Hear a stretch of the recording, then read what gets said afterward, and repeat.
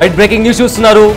గత 3 రోజుల నుంచి అఘోరి ఇంకా చంచల్ కూడా జైల్లోనే ఉంది. అయితే బెయిల్ కోసం అఘోరి ఇంకా ఎదురుచూపులు చూస్తూనే ఉంది. అఘోరి తరపు నుంచి వాళ్ళ కుటుంబ సభ్యులు కూడా ఇంకా ఎవరు కూడా బెయిల్ కోసం ప్రయత్నిస్తున్నట్లు కనిపించట్లేదు. ఈ నేపథ్యంలో 3 రోజుల నుంచి చంచల్ కూడా జైల్లోనే బెయిల్ కోసం అఘోరి వెయిట్ చేస్తుంది. అయితే బెయిల్ పైన అఘోరి సోదరుడితో బిగ్ టీవీ టీం కూడా మాట్లాడింది. ఎక్కడ కూడా బెయిల్ అందించే ప్రయత్నం కూడా ఎక్కడ తీసుకుంటున్నట్టు అనిపించట్లేదు. అదేవిధంగా వర్షిని ఎక్కడ ఉందో కూడా తెలియట్లేదు అని కూడా అఘోరి సోదరుడు చెప్పాడు. అదేవిధంగా అఘోరిని కూడా జైల్లో ఎవరు పరామర్శించలేదు, వాళ్ళ కుటుంబ సభ్యులు కానీ మరెవరు కానీ కూడా అఘోరిని పరామర్శించలేదు. అయితే అఘోరికి బెయిల్ ఇప్పించడానికి పీపీ కూడా ప్రయత్నాలు చేస్తున్నారు. ఎందుకంటే కోర్టులో న్యాయవాదిని ఎవరైనా పెట్టుకుంటారని అడిగిన పక్షంలో అంత స్తోమత లేదు అని చెప్పి కూడా అఘోరి చెప్పింది. ఇది నేపథ్యంలో ప్రభుత్వం తరపున పబ్లిక్ ప్రాసిక్యూటర్ని కూడా అఘోరి కోసం అపాయింట్ చేయడం జరిగింది. పబ్లిక్ ప్రాసిక్యూటర్ అఘోరికి బెయిల్ ఇప్పించడానికి కూడా ప్రయత్నాలు చేస్తున్నట్టు తెలుస్తుంది. ఇకపోతే మరోవైపు జైల్లో అఘోరి మొదటి రోజు అలానే 2 రోజు కూడా కాస్త రచ్చ చేసినట్టు అనిపిస్తుంది.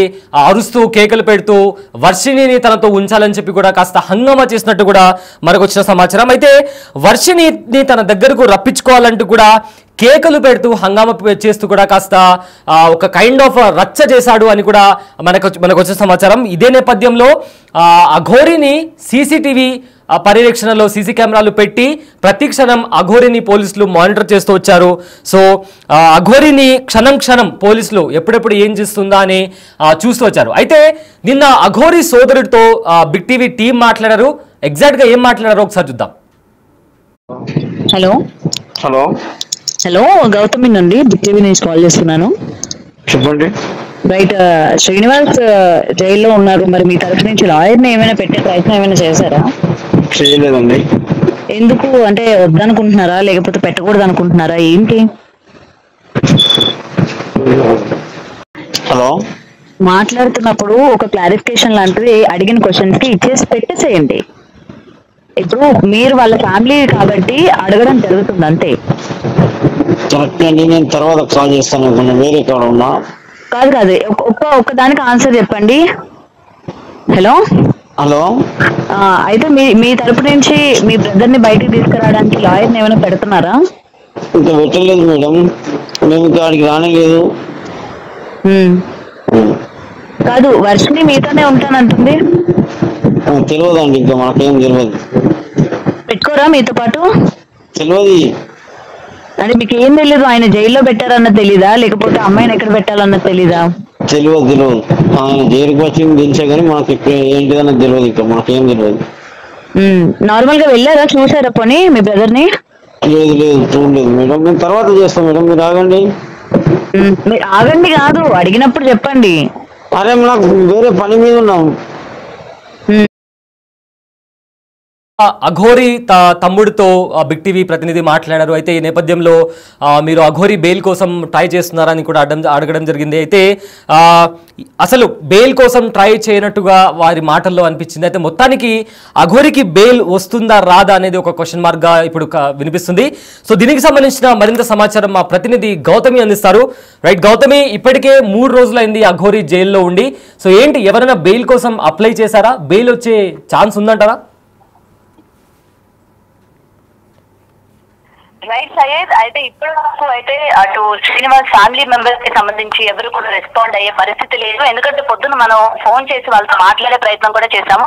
అయితే వాళ్ళ అన్నను కూడా అడిగే ప్రయత్నం కూడా చేశాం అనమాట. అసలు ఏం జరుగుతుంది ఏంటి, ఆల్రెడీ తినైతే జైల్లోకి వెళ్ళడం జరిగింది కదా. సో మీ తరపు నుంచి మీరు ఏమైనా లాయర్ ని పెట్టడం కానీ లేకపోతే బెయిల్ కోసం అడగడం కానీ ఏమైనా చేసే ప్రయత్నం కానీ ఏమైనా చేస్తున్నారని అంటే మాకు అదంతా సంబంధం లేదు, మేము ఏమి కూడా చేయము అన్న దాంట్లోనే వాళ్ళ బ్రదర్ అయితే మాట్లాడడం జరిగింది. మరి ఇటు వర్షిని కూడా నేను మా అత్తగారి ఇంటికి వెళ్ళిపోతాను, శ్రీనివాస్ వచ్చినందుకు నేను మా అత్తగారి ఇంట్లో ఉంటామని తను చెప్పింది కాబట్టి ఆ ప్రశ్న కూడా వేయడం కూడా జరిగింది. మరి వర్షిని మీతో పాటు ఉంటానంటుంది, మీ దగ్గరకు వస్తానంటుంది అని అంటే ఏమో మాకు తెలియదు, మాకు సంబంధమే లేదు అన్నట్టు అయితే వాళ్ళ బ్రదర్ మాట్లాడడం జరిగింది. అయితే ఇక్కడ ఈ మొత్తం ఈ కథలో కనుక చూసుకున్నట్టు స్టార్టింగ్ నుంచి కూడా వీళ్ళ పేరెంట్స్ ఎక్కడ కూడా ఇన్వాల్వ్ అయినట్టు కూడా కనిపించట్లేదు.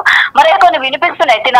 సోషల్ మీడియా హ్యాండిల్స్ కావచ్చు, సోషల్ మీడియా అకౌంట్స్ కావచ్చు, అటు ఇన్స్టాగ్రామ్ లేకపోతే యూట్యూబ్ ఛానల్స్ ఇవన్నీ కూడా ఎవరు హ్యాండిల్ చేస్తున్నారు? మరి ఎందుకంటే శ్రీనివాస్ ఒక్కసారి మనం ఒకసారి గుర్తు చేసుకున్నట్లయితే మన ఇంటర్వ్యూస్ లో కూడా తను చెప్పడం జరిగింది, తనకు అసలు రాదు 7వ తరగతి వరకే తను చదువుకున్నాను.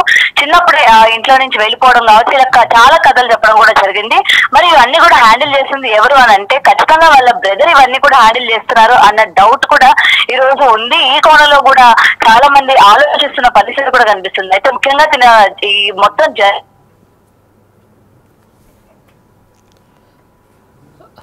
కావచ్చు, ఇంటికి తీసుకువెళ్ళాలని కూడా లాస్ట్ టైం మనతో పాటు మాట్లాడినప్పుడే వర్షిని కూడా చెప్పడం జరిగింది. నేను వాళ్ళ అమ్మ వాళ్ళ ఇంటికి వెళ్ళాను, వాళ్ళందరూ కూడా మా ఇద్దరు పెళ్లికి అంగీకరించారు, నేను వాళ్ళ ఆశీర్వాదం కూడా తీసుకున్నాను, తర్వాత నేను వాళ్ళతో పాటు ఉంటాను అని కూడా సందర్భంగా వర్షిని చెప్పిన పరిస్థితి కూడా మనకు కనిపించింది. కాబట్టి ఇటు వీళ్ళు నాకు సంబంధం లేదు, మమ్మల్ని ఇన్వాల్వ్ చేయకండి అని పరోక్ష వీళ్ళు చేస్తున్నవన్నీ కూడా తనకి ఉన్నాయి అని చెప్పి క్లియర్గా కనిపిస్తుంది.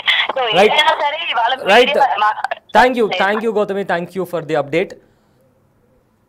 సో లాస్ట్ 3 డేస్ నుంచి అఘోరి టీమ్ అఘోరి తమ్ముడితో మాట్లాడినప్పుడు వాళ్ళ సైడ్ నుంచి కూడా ఒక క్లియర్ ఆన్సర్ రాలేదు.